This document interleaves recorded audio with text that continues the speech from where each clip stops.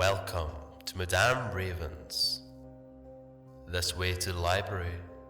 She's been expecting you.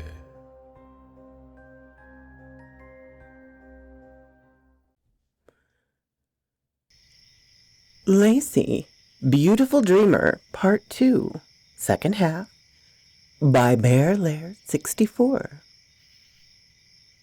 I awakened at 4:44 exactly. According to my phone, I felt like I'd heard something. The air condition must have been running hard. It felt cold in the bedroom. Even with Miriam's warm body beside me, I lay there and listened and thought about getting up to adjust the thermostat. But I really didn't want to. I wanted to sleep. I'd just started to drift off to dreamland when I shot up at the sound of deep-throated howls that emerged from the woods behind the house. That's not Lacy, I thought. Sounds like two or more. Sounds more like that other Lacy. Miriam, accustomed to arising quickly for emergencies, stirred and asked why Lacy had come to visit so early and why she felt the need to make so much noise. She apparently hadn't fully awakened. It's all right, love. Sleep on. I'll take a look. I crept down the stairs, shotgun in one hand, handheld spotlight in the other. I was ready in case of another werewolf attack. Once you've experienced one, you'll never feel completely safe. At least I hadn't, and when I reached the front door, I shuddered. The sounds I'd heard the night I had to kill Lacy Ebert had returned. The heavy treads on the front porch, the scratching and rattling at the door. I clicked off the safety and prepared to blast away through the front portal to my home once again, when I heard a different howl cut through the gloom of the night outside. Lacy's howl. Once more, my girl and I would face the danger side by side. I knew she was there to help. Her sound had come from very close to the house. I couldn't risk a blind shot through the door. I shifted over to one of the windows on either side of the door. I hung the handle of the big light on my thumb and used the rest of my fingers to grasp the curtain and pull it aside. My already pounding pulse skipped ahead several beats when I saw what the dim exterior light displayed. The face was a close match for the one I'd seen in the woods after I attacked Lacy, and then again when Lacy Elbert had burst through my front door in animal fury. The beast snarled at me through the glass, but quickly looked over its shoulder. Another, even larger creature stood beside it, facing full on into the front yard, lit by the gibbous moon. Both creatures spied something just out of my vision, a shadowy figure with glowing red eyes. Lacy was here to help. I had to back her. Both monsters leapt from the porch and moved incredibly swift towards my girl. I ran to the front door and flung it open, heedless of any threat they may pose. I'd taken down one werewolf with a 12-gauge. I could handle two. The situation evolved quickly out of my control as Lacy bounded away into the trees, the others in hot pursuit. The big one stopped and looked back at me when I stepped out on the porch and screamed, "Stop! You leave her alone, bastards!" I hesitated and was lost. I was able to hit it with at least a few pellets of .00 buckshot. The blast set my ears to ringing, and the impact set the beast to snarling after a startled yelp of pain and surprise. I used the recoil to pump in the next round, a slug, but there was nothing ahead of me but darkness. I stepped back inside to retrieve the spotlight I dropped when I saw that ghastly face at my window. I shone it into the woods and could find nothing. I heard a hunting howl drift through the trunks and limbs. Then some other sounds, almost like barks and snarls, but they faded into the night.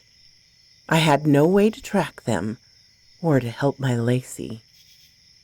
I called Sheriff Cloud on his cell phone.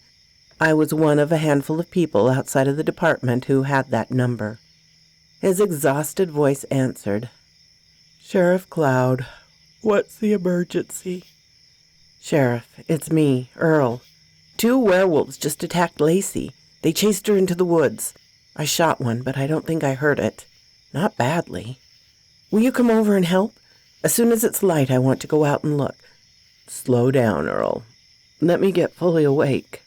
We had a bad scene earlier today at the old Elbert place. I've only had a few hours of sleep, so I'm groggy. Eventually, I gave him a clear report and reminded him that with what was involved, he'd instructed me to call him directly. He said that he and a couple of his deputies would be on scene at first light with tracking dogs. I thanked them and looked over to see a set of concerned features watching me from just inside the kitchen.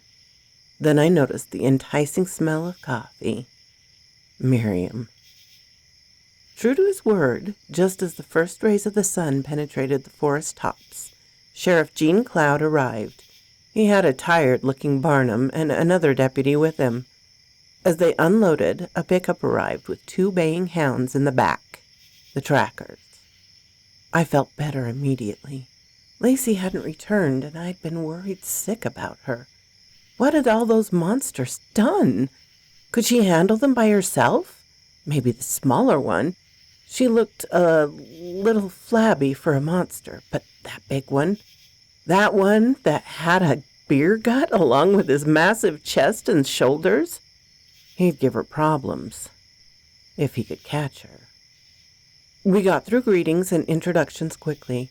I showed Jean where the creatures had left, behind Muddy Foot, whatever prints on my porch, and had left claw marks on the doorframe. I pointed over to where the tracks led between the bowls. I didn't want to walk over there, thought it might mess up the dogs, the scent. But I must have hit it. There's a nice splash of blood and drops leading into the woods. The tracker brought over the 2 hounds, but he had to all but drag them to the blood-stained grass. They whined and tugged at their leads, more interested in hopping back into the bed of his pickup truck than in tracking brutes. Eventually, despite the tug-of-war and curses from their handler, they tucked their tails and laid down submissively. They refused to move, heads tucked low to the ground. I just can't understand it, Sheriff. I never seen 'em act like this. Well, he glanced at me. That one time. Sheriff Cloud nodded. It's okay. Earl knows about the Albert case. I was afraid of this. Earl, canines won't track these things. You are absolutely sure they chased Lacy? She wasn't with them? I had to choke back my anger. Of course I'm sure. They chased her away from her own home and into the dark. I'm sure I had heard a fight deep out in the woods. The tracker put up his obviously relieved hounds and took out a larger caliber rifle. The sheriff and deputies already held AR-style rifles, and I still had my shotgun. We rallied and set off, tracker in front to follow the blood trail. We didn't really need hounds for the first 100 yards or so. Then the blood dried up. The heavy layers of pine straw were hard to read, but something with large feet had shifted them enough to show the wet mass underneath the top dry layer. It took a while, but we eventually found the space where Lacy had made her stand. I looked around in fear. The forest seemed too close in around us. There was a fallen hardwood tree with the root system still intact and set up several feet from the ground. It would have covered her back nicely. My clever girl, I thought. Still worried, but equally proud. No obvious bodies, I contributed to the professional conversation that had occurred while I was sunk in reverie. Still some blood. The tracker pointed out the wine-red splatters on the leaves and the roots of the fallen forest giant. Big fight, lots of scuffs. At least 2, maybe, 3 from the track size. More dirt to make prints.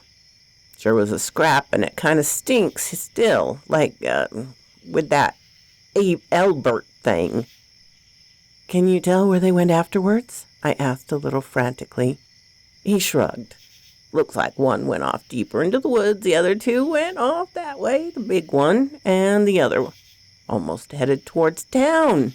He looked towards Sheriff Cloud and shrugged again, as if to say, "It's up to you, Sheriff." Gene made a call to his day shift supervisor and to dispatch. They were to alert him directly of any reports of large animal sightings or attacks. I desperately wanted to follow what I was sure was Lacy's trail, but Gene convinced me to stay with the group and follow the killers, the true threat. Along the way, he told me about the scene at the Albert place the previous day, of how vicious it was and how little was left of Benny Diaz. They weren't just monstrosities. They were human killers and eaters. We followed the trail for a couple of miles before we hit a patch of wetland marsh. Not a true swamp, just a low area that held water and the blackened remains of fallen trees and old stumps that had rotted in the muck and mess. Without dogs to sniff the way, we lost the trail. We backtracked to my place, and everybody went about their day and their business. I thanked Gene and the others profusely and assured them that I would stay alert. Before he left, Gene pulled me aside. "Earl, I'm violating some laws and my own policies, I'm sure, but take this." He handed me a metal cylinder with a ring and pin handle at one end. "If they get on your porch again, it will sting 'em with rubber pellets and soak 'em in pepper spray. It won't stop 'em, but it may give you enough time to get a clean shot. Just pull the ring. Make sure it's all the way out and toss it. Best to toss it around a corner. Look, they seem to have an interest in your place or in Lacy, maybe both. The other scene was out of town, different direction, but it was unlikely just a coincidence that it occurred at the Elbert place. A young local, well, she moved away, but she's back visiting. Saw 2 enormous man-beasts. Claim they attacked her in her Jeep while she was driving out on the main highway. Her brother was Lacy Elbert's boyfriend. She's the one who found Benny's remains. Something weird's going on here, and it's all connected. Please be safe and keep your shotgun handy. I'm going to set up a deputy on your place at night. They'll still have to take calls, but you'll have someone watching from close by most of the time. Doing the same for Miss Lefevre." With that, we said our goodbyes, take cares, and wish you wells. It was a good thing he told me about Valerie Lefevre, since she showed up on my front porch that afternoon. She dropped Julie, the paramedic's name, as a means of introduction, and to explain how she found me. I'd been out back, anxiously hoping that Lacy would make an appearance. Miriam, Dr. Stone, had gone to work at her office, but remained on standby for an emergency house call. We touched bases throughout the day by text. I'd done what little I could to take care of my no longer so little pup. I invited Valerie to join me in my vigil, though I didn't tell her that's what I was doing. She turned out to be a fan of my iced tea, and we each held a glass and pondered the forest of fear that spread before us. "So I understand that you had an adventure on your way into town," I asked after we spent a little time talking about everything but what we both wanted to. "Yes, sir. I know it sounds strange, but I promise. I wasn't drinking, and I don't do any drugs. As far as I know, I have no mental health challenges. Yet I was attacked by 2, werewolves." She stopped and looked at me to see if I'd disagree or get angry or dismissive. It had to have been difficult for her to tell the story in the first place, and now to have to repeat it. "As of last night, I've seen them too," I assured her.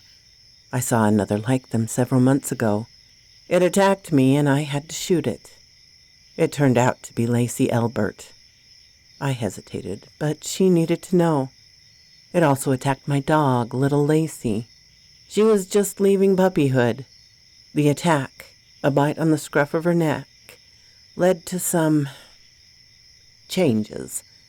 She looks a lot like one of the Wares, but cleaner. Not scruffy, and her joints are still like a dog's rather than a human's. A reverse werewolf, if you will.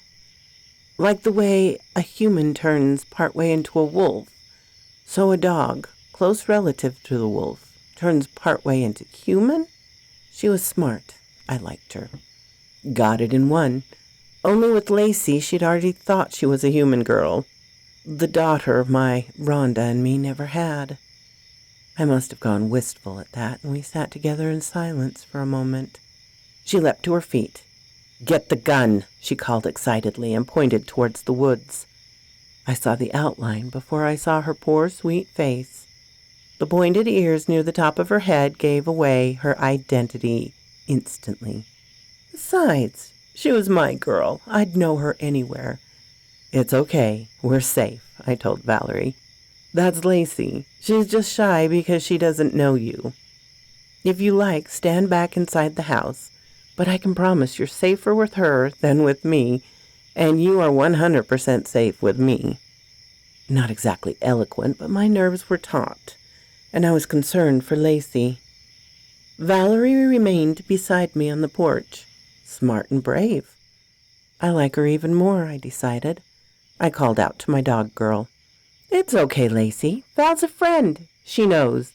Come on up. I know it's still light, but we have to take a look. I'll call Miriam to come help." I looked on in shock as Lacy limped into the yard on all threes. She held up her left rear leg and avoided putting weight on it. It was swollen and the flesh on her thigh was torn, clearly raked with talons. There was what looked like a bite mark on her face. She had several smaller wounds, but I wanted to get her inside and stable. I helped her as best as I could to clamber up the stairs and into the living room. I soon had her stretched out on the couch with a clean towel pressed against her bleeding face. Poor Val looked on at first in horror, then in fascination as I brought my best friend into the house. I must admit, she took it better than I would have. She even helped Lacy navigate the stairs. A being that would be well over 6 feet in height standing, with ferocious fangs and a sinister gaping mouth, long solid claws. A monster. A real-to-life monster, but tame? Not quite, but friendly enough.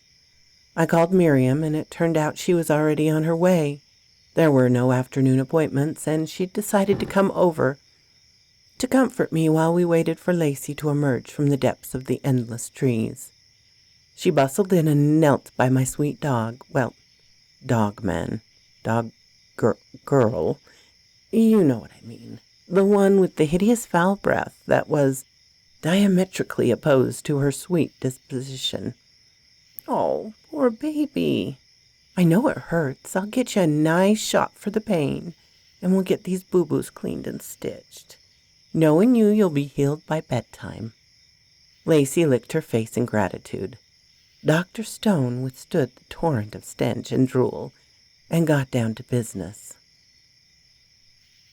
Nancy paced and fretted over her brother, who was laying panting on the floor of the old tumble-down barn they'd found after the fight the previous night. She held her right forepaw inside her left to nurse the painful but rapidly healing injury to her wrist, and wore a few new bite marks up near the right side of her neck. If Drew hadn't come along, wounded or not, it would have been a very close fight with that little bitch. Before they'd been altered, she and Drew had a dog that had a litter of puppies. No one had wanted the runt, so she and Drew had taken her up to the store in town and dumped her out behind it. Along the way, they'd kicked her and thrown things at her. All in fun, of course. No serious harm done. Nothing that the shelter people couldn't fix. They'd put a collar, made of zip tie, with a cardboard tag dangling from it, that proclaimed her name was Lacy. It was a way to tease their favorite cousin, Lacy, also a runt. All in fun, of course. Now that bitch had been transformed as well, into something Nancy had never imagined. They'd also found the Brooks, the man-creature who'd slaughtered their cousin. He was more of a danger than either of them had thought. Before and after the transformation, Nancy had possessed a rare temper and a nasty disposition. Only her brother Drew and her cousin Lacy could tolerate her company. Now Lacy was dead, and her brother wounded at the hands of that Brooks. Drew groaned, in addition to the shotgun pellets that were being slowly pushed out through the entrance points in his flesh, or wrapped in fleshy nodules. He had 4 gashes from claws that had raked across his face and taken out his right eye. That would not heal for days, maybe never. The open wounds they had taken from that Lacy pup did not heal as quickly as those taken from mundane sources. Oh, that bitch! My poor Lacy healed up more quickly than I would have, but not at the supernatural pace as when she'd first been bitten. It was most of a week before she was able to put substantial weight on her rear legs. She still seemed to favor going on all 4s for the time being, yet some wag had returned to her butt and tail, and she gave many more of her affluent but radiant smiles. She and Val hit it off and became instant friends. I found out that Valerie had been staying in her old family home all alone, and after I checked with Miriam, we offered her my spare room. That helped the sheriff's department tremendously. Only one place to watch. I had a house full of women. It was a little odd for me, but they were all intelligent, brave, and strong, so it was enjoyable, except for the choices on what shows to watch. On the night of day 4, I sat up in my recliner. I had the latest watch on Lucy. In the distance, I heard the howls of a successful hunt. By the morning of day 5, I'd chalked it up to a nightmare. Dr. Stone, she was only Miriam at home, had left for the office, and the girls had flopped on the sofa to watch some daytime TV drivel. I heard an SUV pull up into the driveway and up to the front porch. It was Sheriff Cloud. I met him on the porch. He got right down to business. "Earl, has Lacy been with you here since she returned?" "Of course. She hasn't been able to leave. She's no longer hobbling, but she's not yet fully healed. She's been sleeping on the couch, and Dr. Stone, Valerie, and I have stayed in the recliner in shifts to keep an eye on her. What's up?" I knew it was something bad. He wore that look. Unfortunately, I was right. "One of my deputies, Peter Barnum, you remember him from the hunt the other day?" I nodded. "He was attacked last night and mauled pretty bad. He took a call on a livestock mutilation at the Leonard place up the road from you. Another steer. Killed and mostly eaten. I was on my way, and the other deputy on duty wrapped up her DWI case and headed to him. The werewolves got there first. Maybe they heal faster than dogmen." He shook his head. "Still can't believe I can say that with a mostly straight face. Anyway, Barnum was critical. He's in the county hospital, but once he's stable, he's getting a helicopter ride to the city for trauma response." "Oh, that's awful. Pete and I have shared a few cups of coffee when he had watch duty. Seems like a good man," I said helplessly. "Is there anything we can do to help him or his family?" Gene shook his head. He looked exhausted. "No, thanks, though. I'm sure we'll put together something, but for right now we need to find the killers and put a stop to this. I'm going to kick it up to the state game warden's office. So maybe it would be a good idea to keep Lacy indoors. Maybe even upstairs for a while. She probably won't like that, but the game wardens may want to visit." He rubbed the back of his neck in embarrassment. "Oh, come on, Sheriff. You know we'll do what's needed. Yet there's something we've put off for too long. I'd like to introduce you to my girl." At that, I stepped aside, and Lacy made her way into the front porch. She was on all fours, and still her back reached to just above my waistline. "Hey, darling girl," I greeted her. This is our friend, Sheriff Gene Cloud." Lacy walked carefully down the stairs, and at the foot of them rose to her hind legs. She matched Gene's 6'4" height and looked him in the eye, all the while wearing that terrifying, lolling grin that showed her fangs to such great effort. I could see that it took every ounce of his considerable self-control to avoid stepping back and running for his life. "How do you do, Miss Lacy?" he finally squeaked out of his tight throat. Her grin widened, and she puffed out a breath of her wretch-worthy breath directly into his face.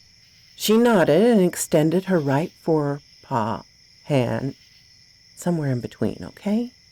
Again, our sheriff met the challenge and did not toss his cookies as the wretched odor struck him. He simply smiled and shook her, let's just say, hand.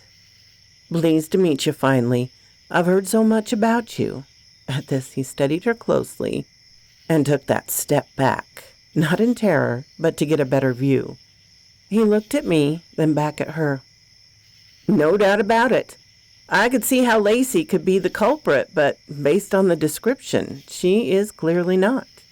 The werewolves are described as flabby or even fat. Lacy here is trim and lean. Her ears are fine and set high on her head, and her joints look like a canine. The others were reported as anthropomorphic, human-shaped," he explained for Lucy, who'd given him a brief, puzzled look. "I can't believe how well You understand us, Lacy. You truly are a bright lady." He had much to do. Apparently, Deputy Barnum had disappeared from the hospital, and while the city had jurisdiction on the hunt for him, Gene had to keep Pete's wife and kids as calm as possible and look out for their well-being. He admonished us to stay safe and assured us that he would try to have us meet the game wardens at his office. It was a little over 30 miles, but worth the drive if we could keep potentially unfriendly eyes off my pooch person. After a week, Lacy was not only healed, she was cagey. Warming up meat wasn't enough for her. She wanted to hunt. It was afternoon when the sheriff called and asked Valerie and I to come by his office to meet with the investigator from the game warden's office. Lacy remained on the porch, flopped out in the sun that slanted under the roof, and looking all too bored. Bored adolescents often get into trouble, but she seemed to understand the need to stay out of the woods until the situation was cleared up. Valerie and I told our stories once again, though I left out Lacy's transformation issues. We had decided to leave the story a little vague as to whether the creature we'd seen and that had attacked us had been beasts or people. Since he was a game warden, we leaned towards large canine or lupine animals. He assured us that there were no wolves locally, at least none that large. But perhaps it had been a large breed of dog or dog-wolf hybrid. We thanked him and left the sheriff's office as evening approached. We decided to get supper in the little city that was our county's seat. Not like I got out much, and Valerie was accustomed to more variety than she'd had for the past week. We got home just at dark, and as it turned out, just in the nick of time. Lacy was absent from her perch. No surprise. Likely inside watching the news. Miriam's car was in the driveway. I'd brought them both treats, so I expected warm greetings. Then I noticed that the front door was ajar, and there was a tremendous gouges around the metal-enforced frame. Val and I looked at one another. "Call Gene," I threw over my shoulder, as I raced towards the front entrance to my house. The bag that contained the food and other items dropped carelessly in my wake. As I reached the top of the stairs, I noted a large, blurry, fuzzy mass in my peripheral vision, and I was swept off my feet and almost tackled. A rough, clawed hand covered my mouth. and the expletives that would have surely have burst forth. It was Lacy. She relaxed her hold and looked hard at me, then towards the entrance of the house. She flicked her chin upward and then stalked forward. Off the edge of the porch, she looked over her shoulder, as if she expected me to follow. I did. I looked back at Val and signed for her to get in the truck and stay there. I was sure she'd be smart enough to turn on the engine and be ready to flee if necessary. She was on the phone talking excitedly. Good. I padded along behind Lacy, who, though more massive than me, walked more quietly, almost in silence. We arrived at the back porch and she pointed towards the back door. We crept up to it, then peered in through the kitchen window. I saw nothing unusual, nothing disturbed until I looked beyond into the living room. It was a mess. Everything scattered. The barrel of my shotgun peeked out from between the rooms, near where it normally leaned on the wall. Lacy put up a hand to keep me in place, then slowly and quietly sneaked through the back door. She fetched. Sorry, I couldn't resist. The shotgun carefully and brought it to me. We entered the house and made our way to the foot of the stairs. As we stepped slowly and carefully, we heard creaks in the floorboards above our heads. Lacy clearly smelled something she didn't like. Wait, if she could smell them, they could smell us, I realized frantically. Lacy was ahead of me and had crouched just out of sight of the stairs. I raised the shotgun and pointed the business end towards the foot of the stairs. I heard a pair of thumps from something heavy that struck the upstairs floorboards, then a tremendous crunch as the enormous figure of the werewolf, Drew Elbert, landed at the foot of my stairs. He jumped the entire length. He pivoted towards us, and I blasted him with a 3-inch slug directly in his chest. Lacy had known to wait for me to do that. As soon as the heavy projectile struck him, Lacy leapt, confident that I would have her back. She expected the other beast to jump her from behind. She was mostly right. From upstairs there was a light crumping noise, followed immediately by a roar of rage and pain that burst forth and resounded throughout the structure. I heard a feminine voice shout, "Y'all like that, bitch? When you're part animal, you don't mess with a vet." Miriam. She'd used the grenade. She would need immediate help. I raced up the stairs in time to see Nancy Elbert's werewolf ripping through my bedroom door, splinters flying in all directions. I caught up to her. She stepped through into the room. I fired once and grazed her along her back. Between the cacophony of the hound versus wolf fight downstairs and the screaming of the big bad bitch in front of me and the shotgun rounds, I was all but deaf with tinnitus. Then I began to cough, and my eyes watered from the remnants of pepper spray. Nancy shrugged off the light wound on her back and stepped forward into the room, still intent on her prey. Perhaps she meant to hold Miriam as a hostage, or to hurt her to torment me. Miriam had dived to the other side of the bed and pulled the heavy mattress over just a little to shield herself. It meant that I had a clear lane of fire. So I did. I pumped 2 rounds into Nancy's monster back. Then she spun around, claws outstretched. I put one into her face, into her left eye. There was a satisfying spray of chunks and mist from behind her head, and she dropped like the pile of crap she was. I raced over to find Miriam peeking from the corner of the mattress. I pulled her to her feet, and we embraced briefly. Then I remembered Lacy. I clawed open the bedside drawer and fumbled out 2 more rifled slugs. I'd placed stashes of the things all over the house after the howling incident. At the top of the stairs, I paused. I realized that I no longer heard the crashing and splintering or the roaring and snarling of the monster dogfight on the first floor. I descended slowly and looked cautiously around, as far as I could see. Sharp cracks of rapid-fire reports further punished my ears.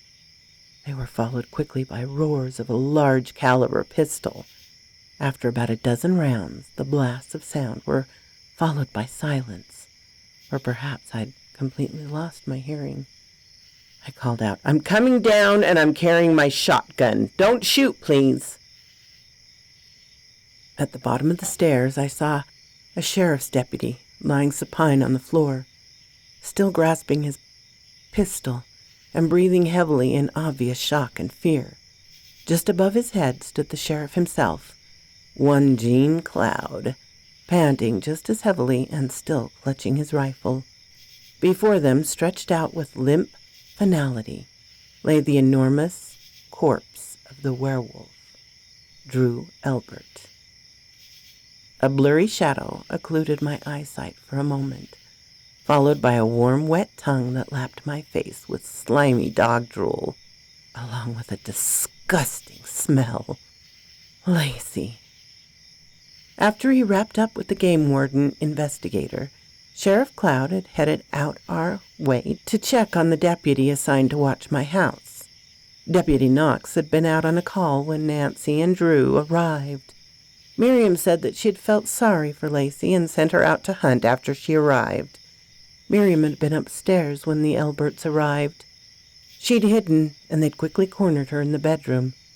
Yet they hadn't attacked immediately. They clearly planned a trap. Val's call had received immediate priority, and the entire mess converged and took place in the Battle of the Brooks place. The house was cleaned once more. I had to answer awkward questions from my insurance agent about the continued assault on my front door. Lacy was healing from her fresh wounds. She'd developed an impressive array of scars. She'd been holding her own with Drew despite his enormous size. Apparently fat werewolves lacked endurance, and a 12-gauge slug through one of the lungs didn't help. Sheriff Cloud had fended off the game warden's office with some convincing photos. The investigator hadn't given the case much credence in the first place, so he was happy to clear it. Now Jean sat on my back porch, next to a glass of my famous iced tea, and scratched Lacy behind the ears. "You sure would make a fine canine officer, Ms. Lacy, if you ever decide you want a career in law enforcement." She grinned up at him, and he waved his hand in front of his nose. "But we'll have to discuss our policy on oral hygiene, young lady." Deputy Knox was there. He was still a little shy of Lacy, but he was happy enough to talk with Val and Julie. Sometimes it was interesting to have a spare woman at a gathering. Valerie had sold her family home. She'd soon be leaving, but we'd assured her that she was always welcome to visit. I finally got to meet Miriam's daughter and grandson. Both women were divorced, but Jacob, Teresa's son, was a nice kid and we hit it off. He couldn't take his eyes off Lacy, or Val, or Julie's. He was, after all, 13. Miriam and I had decided that we would all need to know the story since we were a family. She was all but moved into my house, so we had plenty to discuss. Later that evening, as the sun went down, I sang my old song to Miriam and tried to fight off a troubling thought. No one had found a sign of Peter Barnum. He'd apparently dropped off the face of the earth. It was over 100 miles to the city trauma hospital, but he had family ties in the area.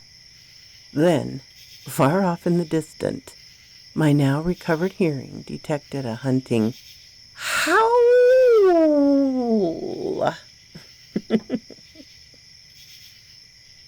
So quote, this raven. Well, my darlings, there is another chapter of Lacy's story coming up. I hope you enjoyed this one. It was really, really good.